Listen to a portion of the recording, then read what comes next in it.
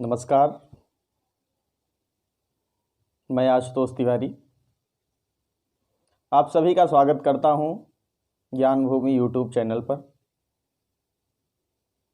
जैसा कि आप सभी ने हमारे पिछले वीडियो में देखा कि भारतीय संस्कृति हिंदू धर्म में होने वाले 16 संस्कार कौन कौन से हैं, संस्कार होता क्या है, क्या प्रयोजन है संस्कार करने का। इसी क्रम में आज हम उन्हीं 16 संस्कारों में से जन्म के पूर्व जो 3 संस्कार किए जाते हैं, गर्भाधान, पुंसवन तथा सीमंतोन्नयन, इन तीनों संस्कारों को लेकर के आपके बीच उपस्थित हुए। कब करना चाहिए यह संस्कार, क्या है उत्तम समय, करने से क्या होता है लाभ, इन समस्त विषयों को लेकर के हम चर्चा करते हैं। प्रथम संस्कार गर्भाधान संस्कार के नाम से जाना जाता है, जिसका करने का प्रयोजन क्या है। सर्वप्रथम तो हमारे मन में बात यही उठती है कि हम कोई संस्कार करें, इसका प्रयोजन क्या है। तो गर्भाधान संस्कार करने का प्रयोजन, गर्भाधान संस्कार का मतलब है पुत्र उत्पत्ति की कामना से पुरुष स्त्री का संयोग। तो गर्भाधान संस्कार करने का मुख्य प्रयोजन यही है कि हमारे शास्त्रों में कहा गया है बिना पुत्र के मोक्ष की प्राप्ति नहीं होती। और भी हमारे जो पूर्वज हैं वो पुम नाम के, एक पुम नाम का नरक है, जो 49 नरक बताए गए हैं, उनमें पुम नाम का एक नरक है। जब हमको पुत्र की उत्पत्ति होती तो हमारे पूर्वजों को उस पुण्य नाम के नरक से मोक्ष की प्राप्ति हो जाती है। इन समस्त प्रयोजनों को लेकर के हम पुत्र या पुत्री की कामना से यह गर्भाधान नामक संस्कार करते हैं। ज्योतिष शास्त्र के अनुसार इस संस्कार का विधि विधान से किस दिन किस नक्षत्र को किस समय करना चाहिए, यह संस्कार कितने दिनों तक करना चाहिए, तो शास्त्रों में बताया गया है स्त्री के ऋतुमती होने से 16 दिन के अंदर यह संस्कार करने से पुत्र या पुत्री की प्राप्ति होती है। 16 दिन तो बता दिए, लेकिन यहां पर आचार्यों ने और भी कहा है कि ऋतुमती होने से 4 दिन तक स्त्रियों को अशुद्ध माना गया है।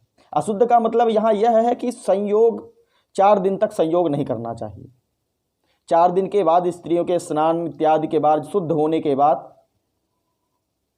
अगर हम पुत्र प्राप्ति की कामना से संयोग करते हैं तो हमें सम दिनों में संयोग करना चाहिए। सम दिनों में संयोग करने से पुत्र की प्राप्ति होती है, जैसे 2, 4, 6, 8, 10, 12 इन दिनों में। और अगर हमें पुत्री की प्राप्ति की कामना से अगर हम संयोग करते हैं तो हमें विषम दिनों में संयोग करना चाहिए, जैसे 1, 3, 5, 7, 9, 11 इत्यादि विषम दिनों में।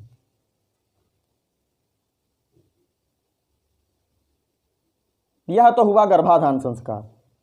गर्भाधान संस्कार हो जाने के बाद हमारे मन में एक और बात उठती है कि सामान्यतः पुत्र की उत्पत्ति 9 या 10 मास बाद होती है।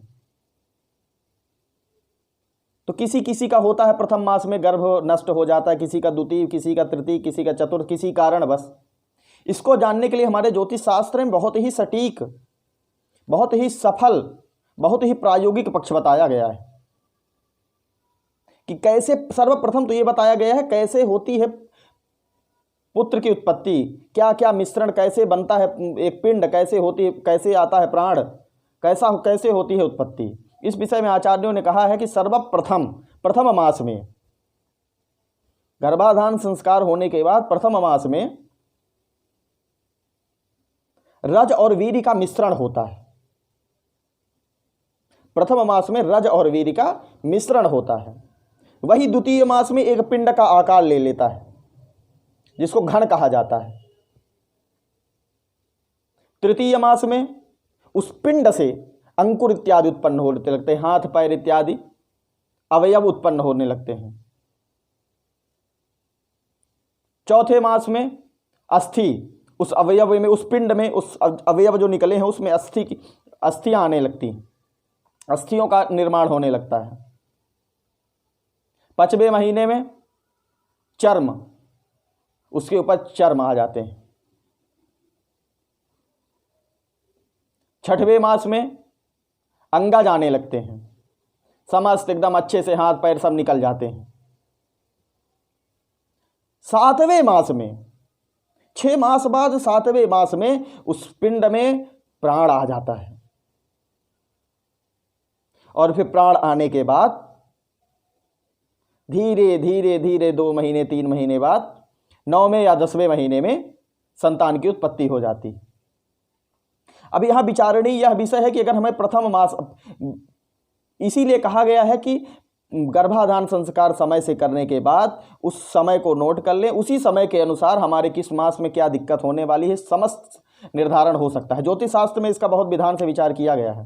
कहा गया है अगर प्रथम मास में कोई दिक्कत होती है तो उसके अधिपति शुक्र है। अगर गर्भाधान चक्र में, गर्भाधान समय के अनुसार जन्मांग चक्र में, गर्भाधानिक चक्र में अगर शुक्र कमजोर होगा, शुक्र कहीं ना कहीं से पीड़ित होगा, तो निश्चित है प्रथम मास में कोई दिक्कत होगी। द्वितीय मास का अधिपति मंगल है। इसी प्रकार से अगर मंगल हमारा कमजोर है, मंगल में कोई दिक्कत है, मंगल पापक ग्रह से पीड़ित हो रहा है, तो निश्चित है द्वितीय मास में कोई ना कोई दिक्कत होगी। तृतीय मास में बृहस्पति से विचार करेंगे। अगर हमारे बृहस्पति किसी प्रकार से पीड़ित हो रहा है या नीच है या कहीं ना कहीं से दुष्ट ग्रहों से प्रभावित हो रहा है, तो तृतीय मास में दिक्कत होगी। चौथे मास में सूर्य, पंचवें मास में चंद्रमा, छठवें मास में शनि और 7वें मास में बुध। इसी प्रकार से 8वें मास में लग्न का अधिपति, गर्भाधानिक लग्न का जो अधिपति होगा उससे विचार करेंगे। अगर वह कहीं ना कहीं से पीड़ित होगा तो 8वें मास में दिक्कत हो सकती है। 9वें मास में पुनः चंद्रमा, 10वें मास में सूर्य। इस प्रकार से इन ग्रहों को देख करके, गर्भाधानिक लग्न से इन ग्रहों को देख करके हम जान सकते हैं कि किस मास में हमें कोई दिक्कत होने वाली। अगर उस ग्रह का वो ग्रह कमजोर हो, उस ग्रह से दिक्कत होने वाली है, उसका उपचार, पूजन पाठ, जप दान आदि करने से वह निवृत्त हो सकते हैं। पुनः गर्भ के उत्पत्ति के पूर्व द्वितीय संस्कार पुंसवन संस्कार के नाम से जाना जाता है। पुंसवन संस्कार कब करना चाहिए? उसके लिए हमारे ज्योतिष शास्त्र में बताया गया है कि गर्भ धारण से तृतीय मास में पुंसवन संस्कार करना चाहिए। प्रश्न उठता है पुंसवन संस्कार क्यों करना चाहिए? पुंसवन संस्कार गर्भ की रक्षा के लिए, निर्विघ्नता पूर्ण हमारा गर्भ अच्छे से सुपालित पालित होता रहे, इसके लिए भगवान विष्णु की पूजा की जाती है। पति पत्नी शुद्ध हो करके आसन में बैठ करके भगवान विष्णु की पूजा करते हैं, यही पुंसवन संस्कार है। तृतीय संस्कार सीमंतोन्नयन संस्कार के नाम से जाना जाता है। सीमंतोन्नयन संस्कार कब करना चाहिए? तो इसके लिए हमारे ज्योतिष शास्त्र में कहा गया है षष्ठाष्टम, 6वें या 8वें मास में। यह भी कहीं ना कहीं गर्भ की रक्षा के लिए ही किया जाता है, क्योंकि 7वें महीने में प्राण आ जाता है। 6वें महीने में अंग निकल जाते हैं, 7वें महीने में प्राण आ जाता है, इसलिए सीमंतोन्नयन संस्कार ये भी कहीं ना कहीं गर्भ की रक्षा के लिए ही किया जाता है। इसमें अच्छे अच्छे मंत्र, अच्छे अच्छे बातें, अच्छा व्यवहार करना चाहिए, जिससे हमारे गर्भ में जो बालक है या बालिका है उत्पन्न होने के बाद अच्छे गुणों से संपन्न रहे। अच्छी अच्छी चीज़ें खाना चाहिए, पौष्टिक चीज़ें खाना चाहिए, जिससे हमारा गर्भ सुरक्षित रहे। अच्छी अच्छी बातें सुनना चाहिए, अच्छे अच्छे सत्संगों को सुनना चाहिए, मंत्रों को सुनना चाहिए, वेद मंत्रों को सुनना चाहिए, भगवान की चर्चाएं सुननी चाहिए। यह हमारा सीमंतोन्नयन संस्कार है, जिससे हमारा गर्भ, हमारा बालक, हमारी बालिका सुरक्षित और गुणवान, सुशील, प्रभावशाली, बुद्धियुक्त बालक की उत्पत्ति। और निश्चित ही अगर हम विधि विधान से तीनों संस्कारों को करते हैं तो हमारा उत्पन्न होने वाला बालक या बालिका निश्चित ही गुणवान, प्रभावशाली, देश में नाम करने वाले हमारी संतान होगी।